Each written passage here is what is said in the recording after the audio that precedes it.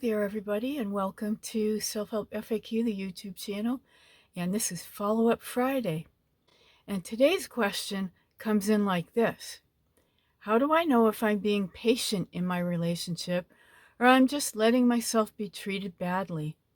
At what point does this turn into being a doormat?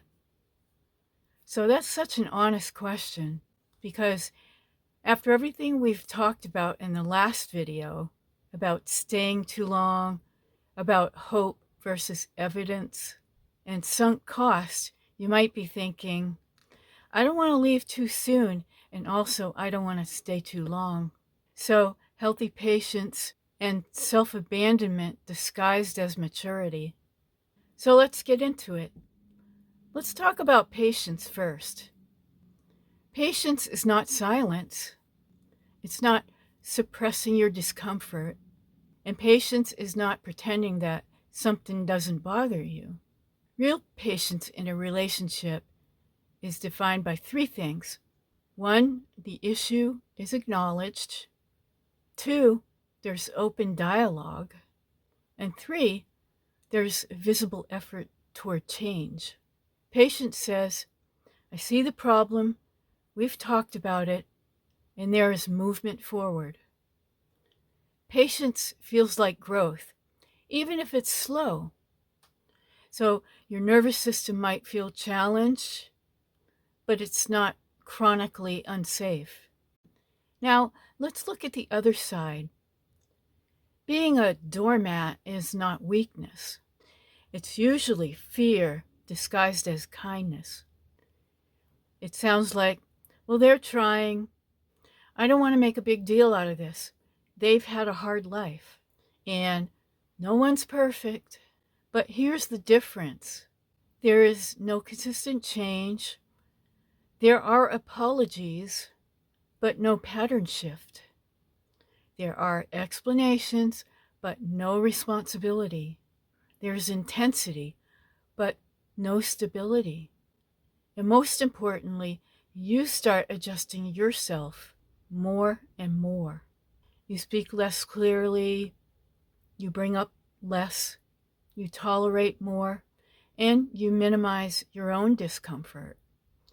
But that's not patience, that's self-erosion. Now, here's a practical distinction, and let's take this internal test. Patience expands you, being a doormat shrinks you. So ask yourself, am I becoming more grounded over time or more anxious? Do I feel heard after discussions or dismissed? Do I feel respected or managed? Am I adjusting to growth or adjusting to avoid conflict? I've been guilty of that a lot, avoiding conflict. So patience is temporary discomfort for long-term health. Doormat behavior is chronic discomfort to avoid short-term tension. That's the difference. And here's why smart people struggle with this. You don't want to be dramatic. You don't want to be rigid. You don't want to expect perfection. So you lean towards being reasonable, understanding, accommodating, flexible. And those are really some beautiful qualities until they become automatic no matter what. Until your instinct says something isn't right. And your mind says, be patient.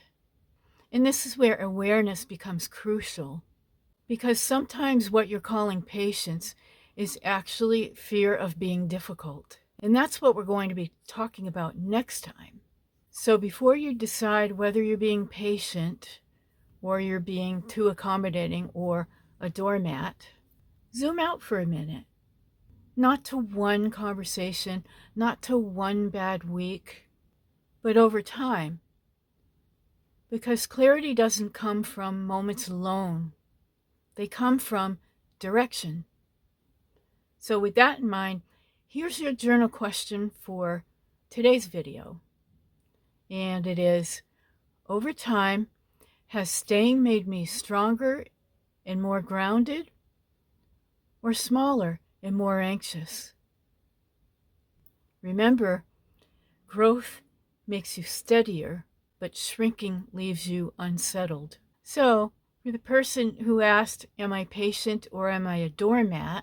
Don't answer from shame, answer from evidence. Is there growth or is there repetition? Are you expanding or are you shrinking?